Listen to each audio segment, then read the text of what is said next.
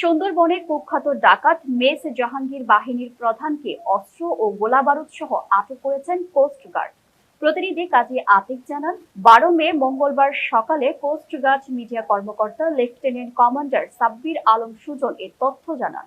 স্বরাষ্ট্রমন্ত্রীর প্রত্যক্ষ নির্দেশনায় সুন্দরবন অঞ্চলে সক্রিয় সকল বনদস্যুদের বিরুদ্ধে বাংলাদেশ কোস্টগার্ড কঠোর অবস্থানে রয়েছে। এর অংশ হিসেবে কোস্টগার্ডের নেতৃত্বে operation restore piece in Sundarban এবং অপারেশন ম্যানগ্রোভ সিল্ড নামে দুটি বিশেষ অভিযান পরিচালিত হচ্ছে। এই অভিযানের ধারাবাহিক সফলভাবে হিসেবে চতুর্থবারের মতন অপারেশন ম্যানগ্রোভ সিল্ড এর আওতায় অভিযান পরিচালনা করে কুখ্যাত ডাকাত মেস জাহাঙ্গীর বাহিনীর প্রধান জাহিদুল ইসলাম ওরফে মেস জাহাঙ্গীরকে আটক করা হয়।